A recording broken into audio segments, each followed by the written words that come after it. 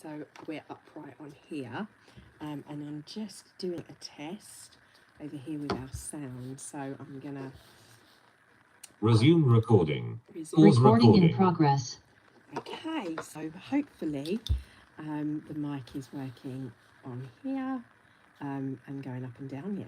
But apparently the sound quality over on my Zoom recordings, which I use for our members' meetings, wasn't great. So I'm live and recording at the same time with this week's energy report. So, technical stuff out the way. Hello and welcome. I'm Teresa Jande from Love Authentic Me, or Tree Heart Art Design Authentic. However you found me, welcome. If you've been following me for a while, thank you. Deep love and appreciation. And if you're new to this channel, then welcome. What does this channel entail? For those that are new, I do energy readings, weekly meditations, and movement and Qigong classes, and much more. So vlogs and other stuff. So for helping all of us, including me, sharing my story in the hopes that it can help you. So it's with the two cameras a little bit confusing. Apologies while I get used to all of this technical stuff. So I pulled a card earlier over in my Telegram group and our Patreon group. And the card that we pulled at the time that I elaborated was Teresa of Avila, Our Lady of the Interior Life. I trust the answers I find within me. I know that the presence of love is real. And I thought I would go into what Megan Watterson says about this card, as well as and just recap for those of you who didn't catch that over on the Telegram group. I'd been to a session myself, a personal Akashic reading, which was rather interesting, and I felt like this was in answer to that. But I particularly pulled this card for my members and for our energy for this week. So I found it interesting. It's not just me, perhaps, that is asking and needing to trust in the answers that we find within.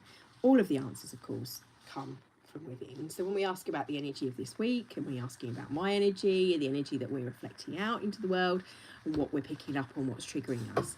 And that was kind of my question at the time.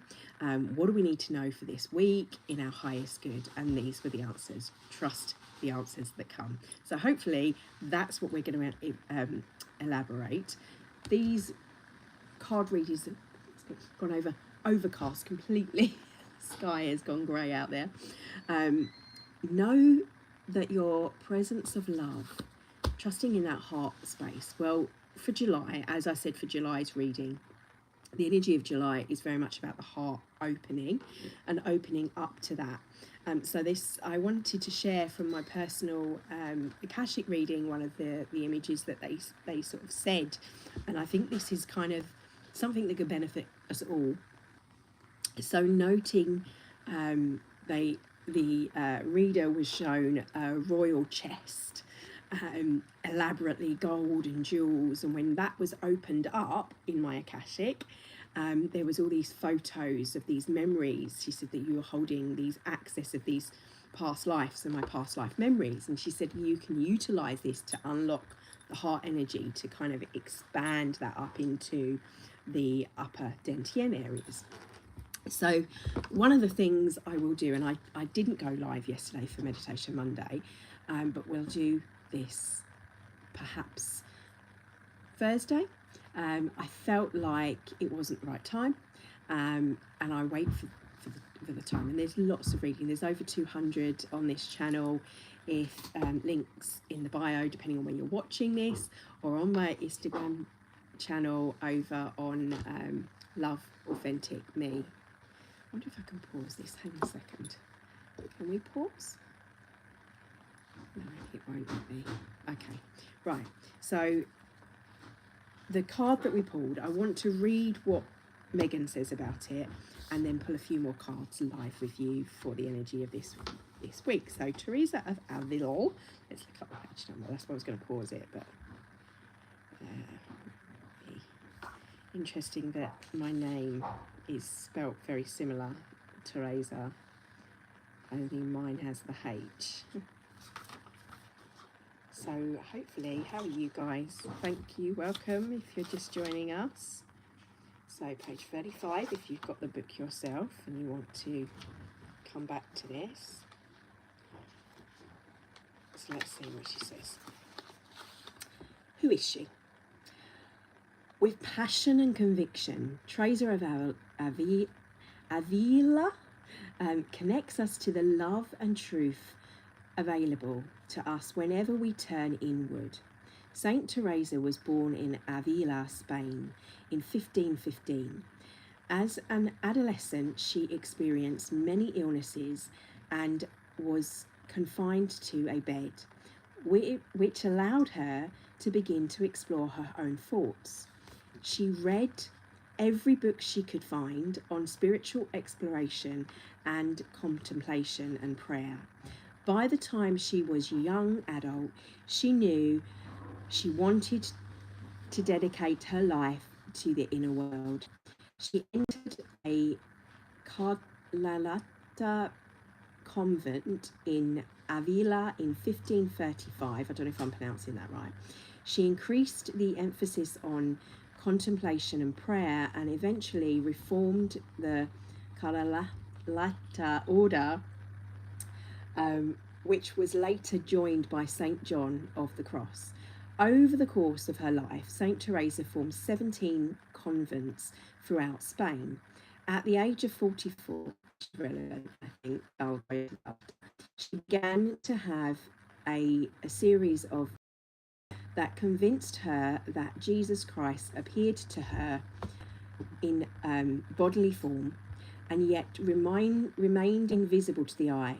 These visions later lasted for 2 years and would inform her books, especially the spiritual masterpiece, The Interior Castle, which charts so maybe a call to read this book for someone out there, the accent of the soul as the inner journey through the 7 mansions or stages of being. So it's like the 7 states or the 7 laws of the universe, I'm hearing, that exist within us. Ultimately, Teresa wrote in the hopes of assisting her sister in the convents to also reach the innermost castle where God dwells in our soul. Now, for those of you like myself, maybe resonates with the Christoph energy, but isn't very religious as such, and maybe that energy, when we think of religious teachings, brings up triggers for you. Just insert divine, soul, higher self, whatever makes you feel comfortable. At the end of the day, it's about the energy of this lady. This is about her life and what she represents, and it's about connecting with the divine within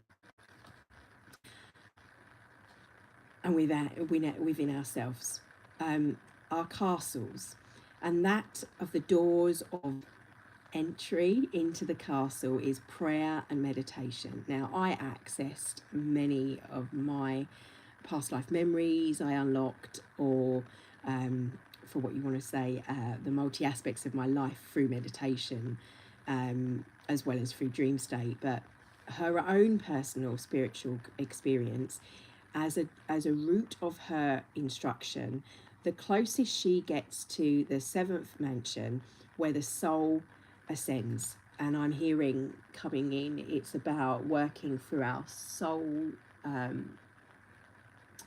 levels of the chakras as archetypal energy portals, or the wheels of energy that they are. They're aspects of the being, however you want to look at it, but it's working through each of those, the balancing of the chakras. So this week I'm hearing seven chakras, 7 obviously representing transformation. This week is about that transformation. It's about rebalancing your chakras, grounding and earthing, and connecting with that heart space, and that being the key. The closest we get to the 7th mansions where the soul ascends, which requires going further inward. It's going within to the heart space. The stronger the light is, she describes the ways to descend, the voice and the presence of the divine within us. That's connection, certainly of God, she referred to it as, and arrives at the connection to explore or doubt, to explain or doubt. Now, I went through this process myself, and many of you probably have as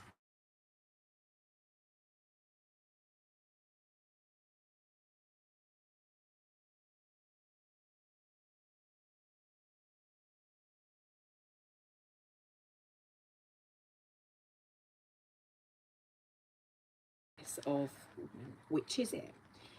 So the inner journey was significant to Saint Teresa because she believed that God didn't care about the multitude of anything we do, but rather the amount of love that we do it with. So Pope Paul VI named Saint Teresa a doctor of the church in 1970, and her spiritual writings are considered integral to the Spanish Renaissance and to the history of the Christian mysticism.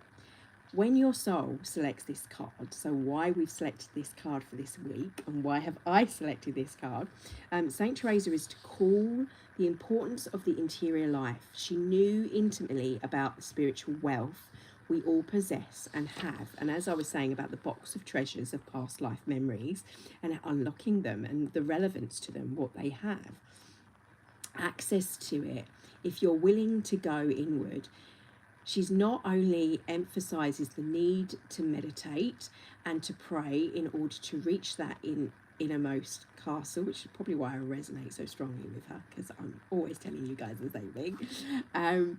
But prayer in order to reach. And when I say prayer, you could insert prayer, intention, whatever resonates with you, okay? In order to reach that innermost castle, being the interior, the heart chamber is how I would see that. The structures of the sisters of the convent on how to discern the presence of the soul and of the saint or of the holy person in her terms. So that's, to me, I feel in modern terms that would be the multidimensional aspect, the divine being, the divine presence, and that of what we would refer to Holy Spirit, Holy Trinity, love, wisdom, will, energy, frequency, vibration, the trinity of connection to open and unlock our sovereign self.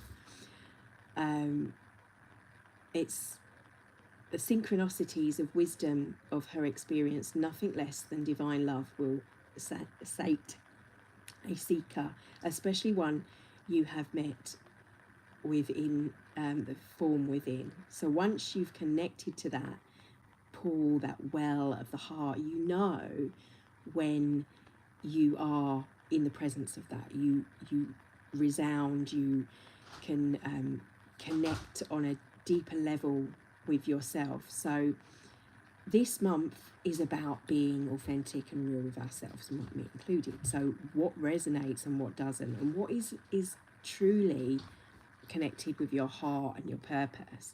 She urges us to meditate and prayer, as each to I do, and meet with the presence of your soul. So asking us to believe that it is real and that the answers we find are real. She asks you to move that inner truth out into the world and the confidence and conviction. What does love feel like in the body? Understanding, and one of the things that I love about Megan Watterson is she was saying that when she was sitting in presence of church, one of the things that her body was reacting to what was being spoken, and it didn't feel in resonance of truth.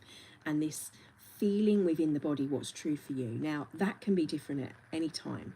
It doesn't have to be when you're sitting in terms of religious stuff, but whether you're picking up a piece of food and going, right, is this for my body right now? Do I resonate with this to eat this? Is this going to be good for me? Am I going to, oh, as Louise L. Hay would have said, do you love me? Ask the biscuit, do you love me, if you're going to, before you eat it.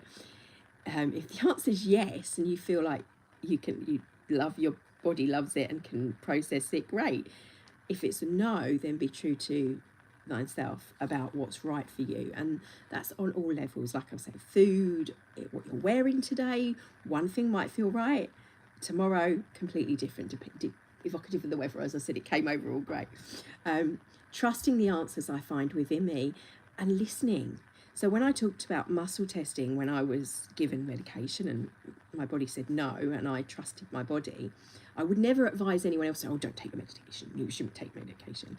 It's not about that. It's about knowing what's right for you, and knowing that the presence of love is real when you hear those answers come back, when you journal. And when I first started to journal and I was writing down just the thoughts, it wasn't until I read back what I'd written and I realised I wasn't writing I in terms of me writing it. It was you are, you, and it was coming from another source, and it just flowed.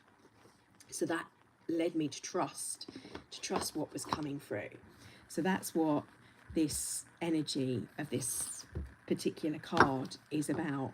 It's also what I was getting from it, and I was saying in the members group, is the symbol of the bird of peace, that cultivating peace within, stillness within ourselves, opening and connecting with that heart frequency and resonance.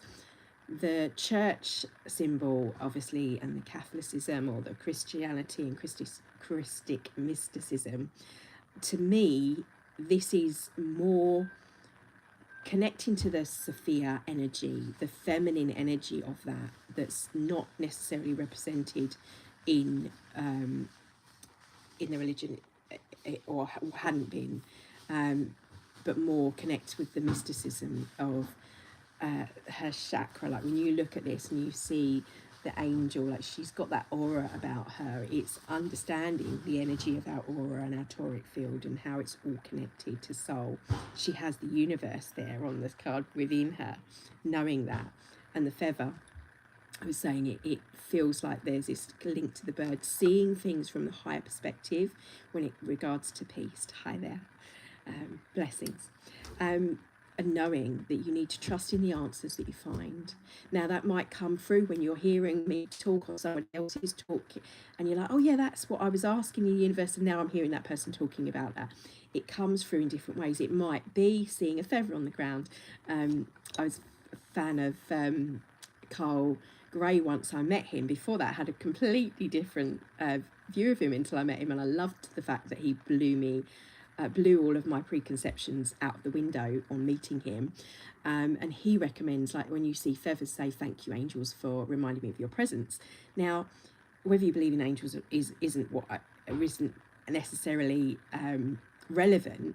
It's the sense of thank you universe, thank you angels, thank you divine, thank you to the synchronicities that you're seeing, the connections of those I was asking and now I'm seeing, and now I'm seeing this as a blessing. Understanding that it's your connection to the brain and how you pick up on certain patterns that's reading back information that you've been asking, and it's feeding back into you and to what you need to know, and know that the presence of love within that is real. It's not,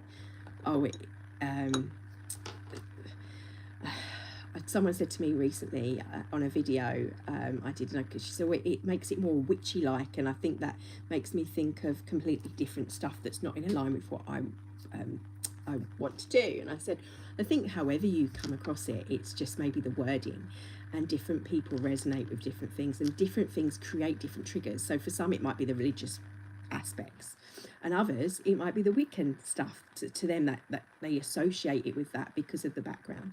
And depending on our cultural background and our cultural religious beliefs or cultural beliefs or non-beliefs, we're going to be affected by that when we talk about it from the brain. But when we think about it and answer and think of the heart, our little heart, which actually directs the brain, that is different. You know, it's that deep knowing, and knowing in real love. And that's what I mean, not the love between a partner and sensuality. I'm not saying that that's not important, but that's relevant at the moment. That's relevant, what's right for me, knowing what's right for you. So that was that one card, and why I wanted to go more in depth into that. The other one, she says, was Wisdom of Avalon. So, energy for this week. What do we need to know? What do we need to know for those that are present now with us live, and for anyone that's viewing in the container of this video later, our members, in general, for the collective energy of this week, for the highest good of soul's trajectory. Space is News. really news of what? Every time I still can't get that off. If there's any techies out there, please do. The computer thinks that voiceover is off, but it's on very much. It's quite nice, actually. The computer talks to me. I see it as a blessing. Love you, computer. So, what do we need to know? What do we need to know for the highest good? We thank you for the wisdom, guidance, movement, the novice, and the wasp.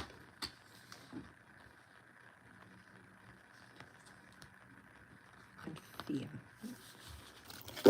Okay, so the energy of the collective was what all the things I said about, so I think the fear is definitely to do with the collective. I am going to read for what I feel and then what the book says, because these are relatively new. The sacred journey of miracles, movement and water. So it's a symbol of water. Well, we are still kind of moving through that water-like symbol as we move through Cancer, and movement is what's appropriate. So one of the, okay, slow, maybe coming in. Movement and grounding. So I think that's a personal message as well for me to be an example of movement and how you can use your movement for grounding. So we'll do more classes, but water of emotion is moving in immense ways, but also I'm seeing this and thinking as it's relevant to Wisdom of Avalon. There was that, as I spoke in the beginning, I said this month there's Mary Magdalene, Joshua energies connected to that sacred union, just because they come to the forefront, but also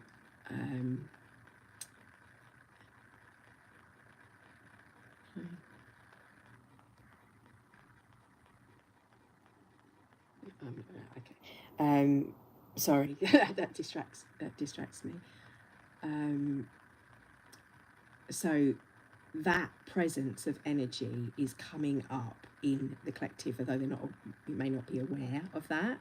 So it's meaning that the masculine and feminine presence has been very, very, the feminine that's been suppressed for quite a long time, is coming up to be cleared, but also the divine masculine. We talk about the toxic masculine, and the masculine's done this and it's done that. You hear a lot of that going on, but I don't think people talk enough about the divine masculine, which we as females also need. We need that justifiable anger, we need that strength and the positive aspects of that comes out in the Christic energy, and the energy of that, which I relate to the Christic energy and the Sophia energies.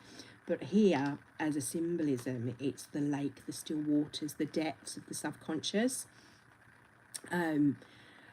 It's about the Lady of the Lake, the symbolism of the Lady of the Lake. So where in your subconscious, and what in your subconscious do you need to draw out with movement, with the emotions? What's coming out in the emotions? And that's that Cancer. Where do you need to nurture that? So that's coming up for someone, because obviously this was for the people present as well. What is it that that's stagnant, that needs movement in your life, that needs change with regards to spirituality, your divine presence, or your divine masculine presence if you're a man? Water is very relevant from now right into 2026, and we're going to see that play out in society, within emotions as a sort of element, but also physically with things like flooding and stuff. And I don't like to go into the negative aspects of that, but us readdressing looking at water and how we view water.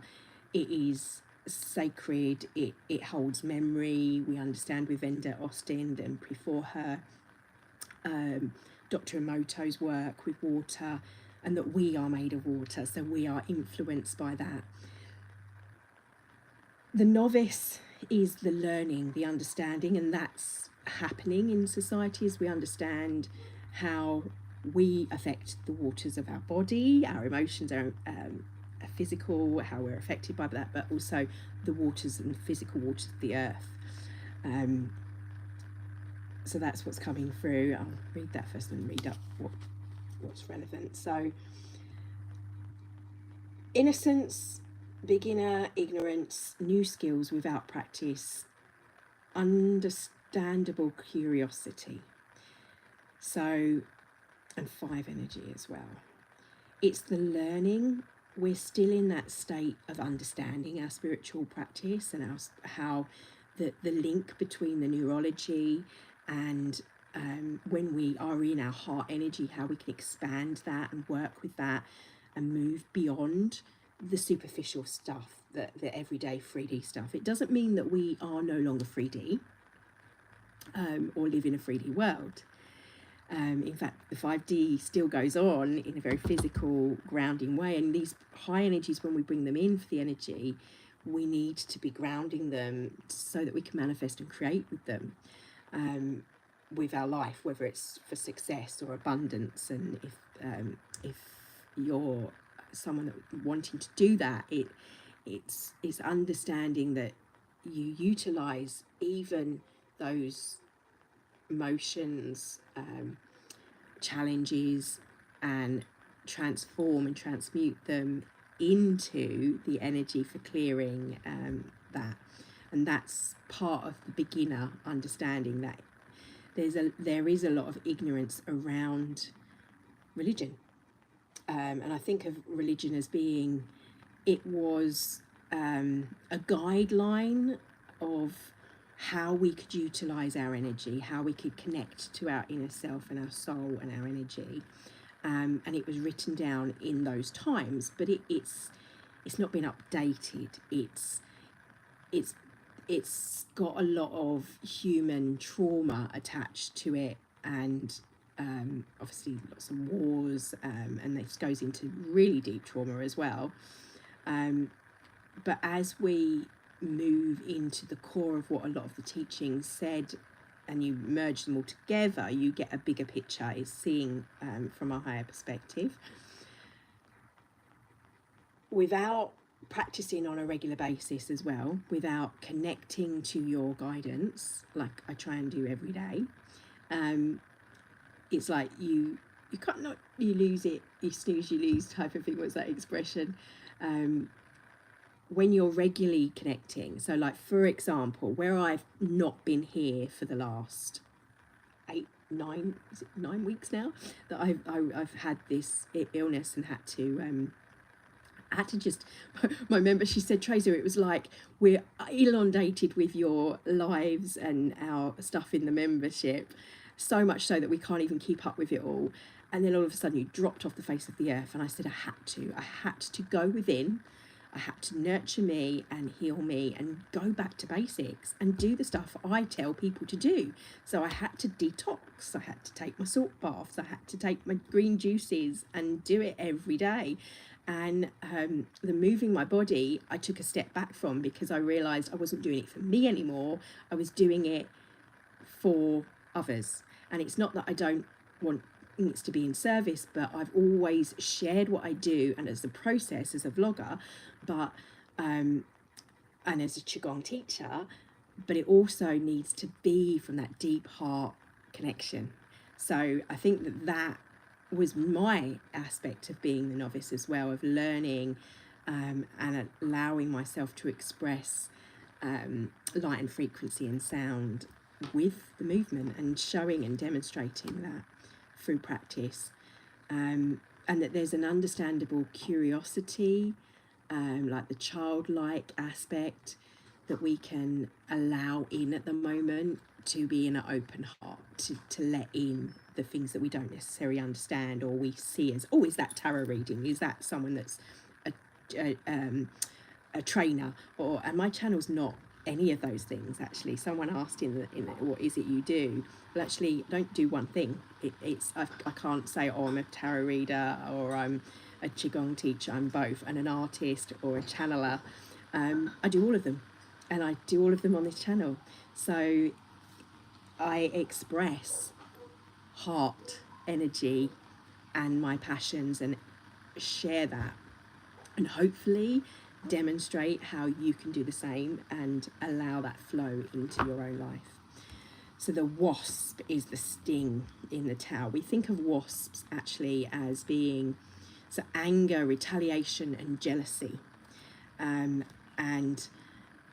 this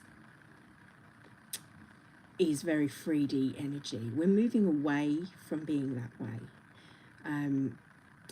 Retaliation and anger is someone doesn't like what they're being told and they sting and lash out. Now, we think of wasps as an aspect with fear, and I feel there is a sense of the wasp-like energy of the goddess energy. It's like the angry justification in the 3D, and needing to attack or lash back from anger. When we see it from higher perspective, we understand that although we don't want to suppress our anger, that these are lower frequency energies, but they're coming to the surface to be seen so that we can see them for what they are. There is an aspect of fear here, and obviously fear, the biggest thing to fear is fear itself, not actually having going beyond our fear. One of the reasons, one of my past life memories, before the pandemic hit, was shown to me of not having fear. I had those memories of just jumping off the cliff without fear, knowing I would come back in, well, he fought 40 years, the guy. That's what always makes me smile. I've been committed 400 years ago, that was. So it's going beyond and knowing that we are eternal, we don't need to fear death, we are more than. And when you're in that heart space, you release the anger, you there's lack, no need to retaliate, there's no need for jealousy, because you do not see people as threats. But this is what we're coming out of. It doesn't mean this is not happening in the world. It means it is happening, but if you're viewing this, hopefully you are someone that is moving away from being that way. You don't allow those states, or you'll become more aware of those states. So when I was talking about how my guidance has been telling us the hippocampus, the grey part of our brain, is merging, and that what that means is we're moving into higher states of consciousness, so we can channel this higher light energy with what I refer to as the goblet effect. If you can catch that video, I go into more detail on why.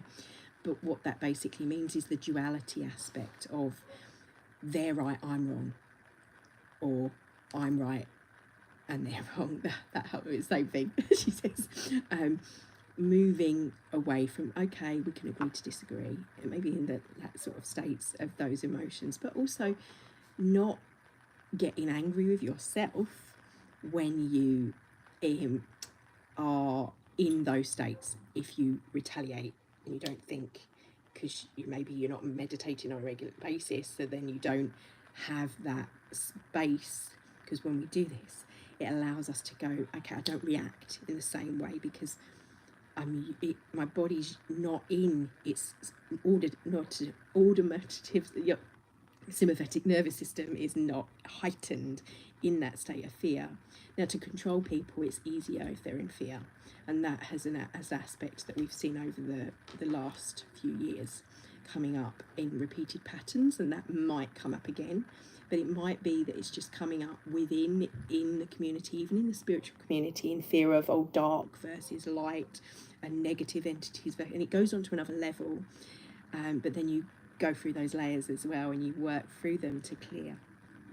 So allowing yourself to face your fears through the heart energy of love. That's the message for this week. So is there anything else? Also, like wasps, this wasp-like energy, I'm hearing it coming in in terms of the feminine. When someone's waspish, they're not in a we're not seen in a state as being this gentle, malleable, and that energy is present. No, I'm not gonna be told what to do. No, but also jealousy also normally comes from insecurity. It's that fear linked energy, appropriate, I feel.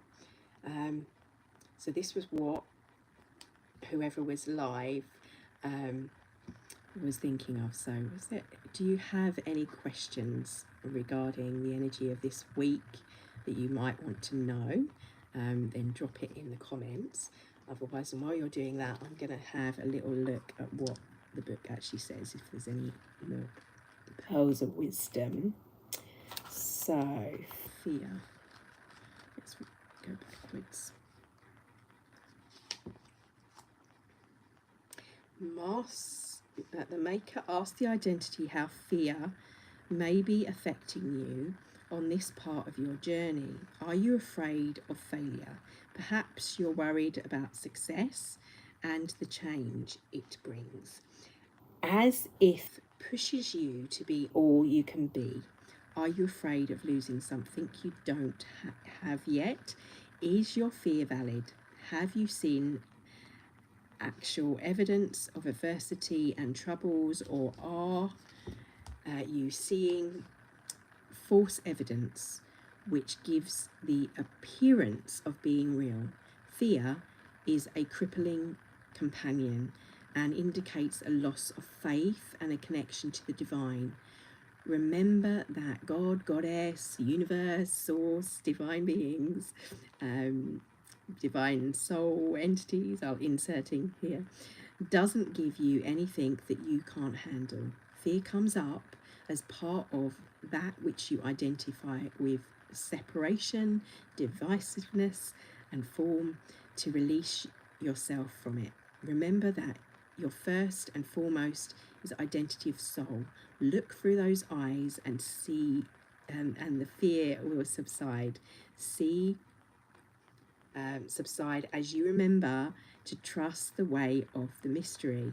Don't struggle with fear. Look inside, see the part of you that is afraid, and send love, light, and compassion. And all of the aspects of not just yourself and those viewing, but those that are viewing through fear, send the love and light and compassion to those as well, because they're not seeing it when they're in when we're in fight or flight. We're not necessarily aware of it. We can't see the wood for the trees is the expression. Can't see beyond. So allowing that.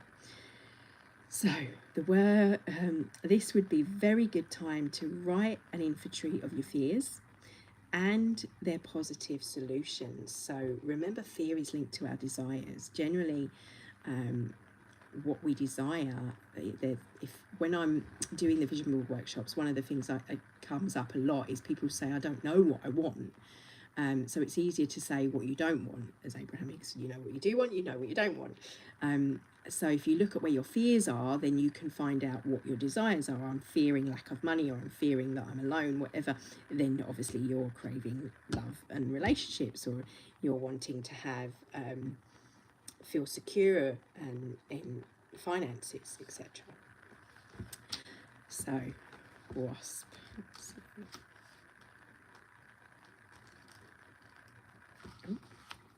This one's numbered, so it's easier. The wasp has a stinger that hurts with poison. So, what's coming? Hang on, slow down. There is a lot of poisonous information at the moment that's present. There's poisons present and obviously we're relating to water, awareness of water, awareness of the poisonous thoughts perhaps, but poison words and energies. One of the things that's really important to listen to, including with me, because you may not hear the words I'm saying, but hopefully you feel the energy of what I am speaking about. So when people are talking, discern from their energy how it makes you feel, whether it makes you feel uplifted or whether it makes you feel uncomfortable. And it doesn't matter what it is. If you feel uncomfortable, if you feel the need to contract and to step back, then do so. It's really important to allow that for yourself. So it's coming through, because that's what is poisonous, is a sense related to fear. When we talk about energy, it's how we relate to it as such. Be mindful of how you address the world. When wasp appears on your path, if you're not careful, you may sting or be stung. The wasp reminds you that pain is a choice, so don't waste your stinger on a petty quarrel. Are you jealous or envious or a victim? Are you in the victimizer state at the moment? Are you reliving stories, telling yourself you're the victim? Because then that will come up for you and play out for you, because we create the realities that we are focusing on. We get what we do want, we get what we don't want. The focus, the wasps remind you that pain is a choice. So you can choose to dwell in your pain, you can choose to stay in your pain, and that's okay. There is no judgment attached to that either. We all will be in resistance sometimes, and stuff comes up. That pain point might be there to show you something that needs transmuting, as I was saying earlier, for that to be cleared. Are you jealous or envious or a victim, or someone who is jealous or envious? Are the children of fear and lack. Send love and light and compassion and stay clear of the sting. Mind your own business. When it comes to energy, we always have to mind our own business. So if there's stuff going on at the moment, and I know there are, and I'm thinking of a political situation that might be coming up, there might be poisonous energies and triggers and angers coming up and things getting thrown back and forth in comments. Stay away from it. Stay away from the energy. Be true to your own energy. Be true to your heart and stay in your energy and mind your own business, and save it for life and death situations. There are times when you need to intervene. There are times when you should be able to, if like, for example, if a child is being hurt and someone's physically hurting a child in front of you, then yes, that would be a time to step up and stand up. Today, though, chances are that whatever comes up today is similar than you perceived it. It could be smaller than you perceived it. So it might be things because of the energy, the emotion. Remember, I was saying the emotion is coming up. The water is enhancing things. So you might perceive it to be grander scheme of things. On the other hand, when you feel the sting of the wasp, be smart and swat it away. Defend yourself. And don't, so it's saying, like, if someone's deliberately being poisonous to you, you have the right to defend yourself. That's not wrong either. The wasp sends an omen of warning to protect yourself as well. So bring in and connect with your protections. That's something I do daily. So I get some random stuff in the comments sometimes that I think, God, and I have to remind myself, and I realise because it's afterwards it comes up, that actually it kind of bounces off me. I don't even notice, or I misread it accidentally, being a dyslexic. So it's quite funny. I read it as one thing and completely I interpret in my little fairy world. So I just allow things to bounce off you. So yes, there's a sense of warning, not to tap into fear energy. So don't allow yourself to get caught up in fear. So novice. Where are we? So for 5 as well. Innocence, naivety and foolishness. Early knowledge not yet integrated in the ability to see the world untainted and learning ability. These are the aspects of the novice as she appears in your life. The novice is reminding you to be teachable and humble. We are always open to learning. I don't know it all. I'm not some guru person that knows it all. I have my own divine connection and I trust my instincts. I'm still learning. Be open to learning is what this is saying. Be open to new information, that we don't know everything. You don't know everything, neither do I. There's so much to know. The only thing I do know is that more I know, the more there is to know. So that it's just saying. So reminding you to be teachable, be humble.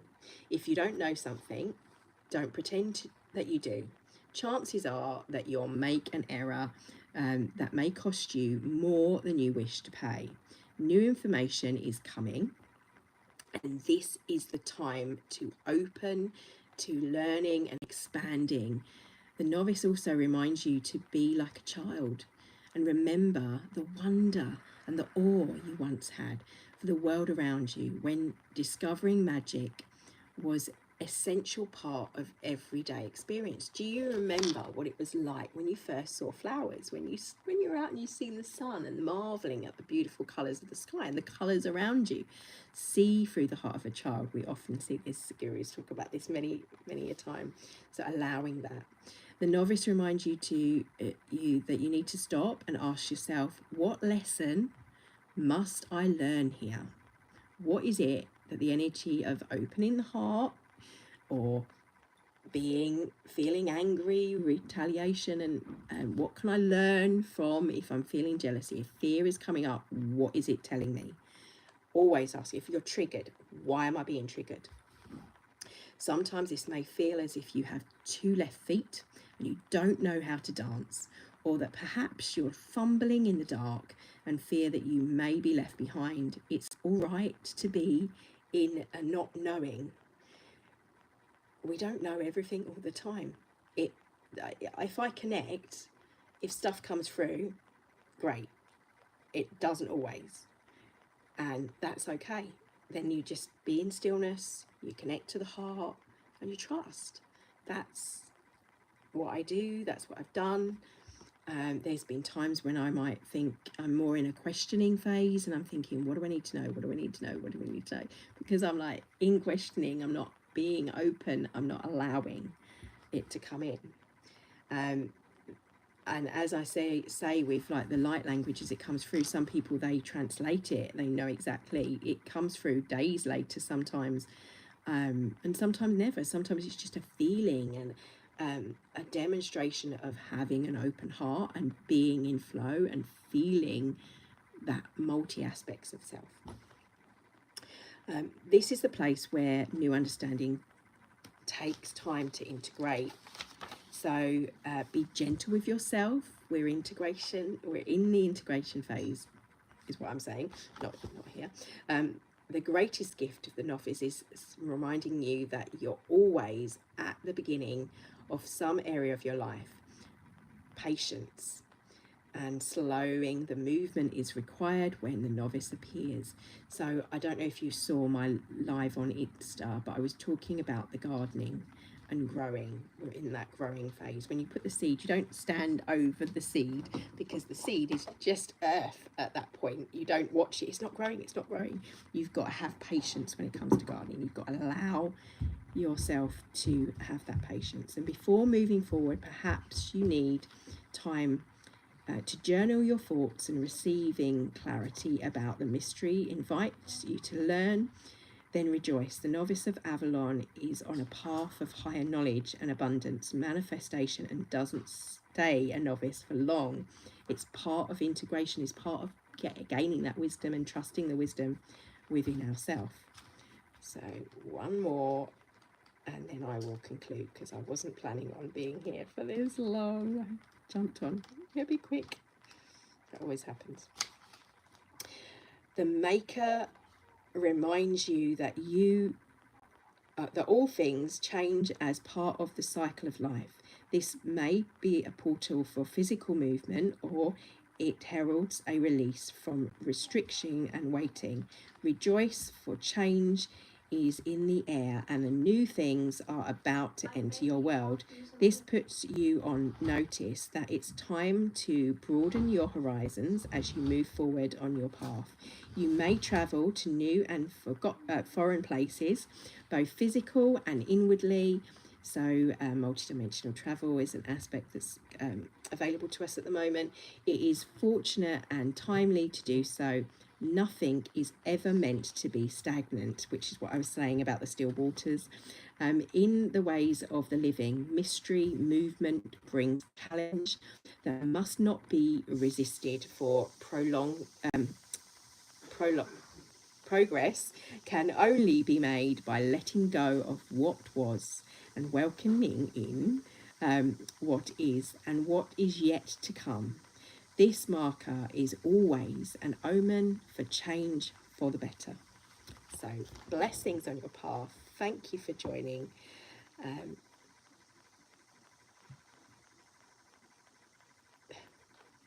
No, I don't read tarot. I read oracle cards, but I don't read it as like a tarot. I don't know how to do tarot. I only utilize the energy and what's coming through, as well as what's being channeled from the information when we're doing light language in the meditations and such. And yes, if people, because someone asked me in one of the readings, do I do readings? Yes, if you contact me through Instagram or my Facebook page, Love Authentic Me, you can message and you can book a reading in Zoom. So I do readings, yeah. So love and blessings. I hope this helps for the week ahead. But biggest message is be in the heart space. Observe yourself when those triggers are coming up and know that you are a divine, infinite being. We all are. Love and blessings on your journey. Thank you for your time. Have a wonderful evening.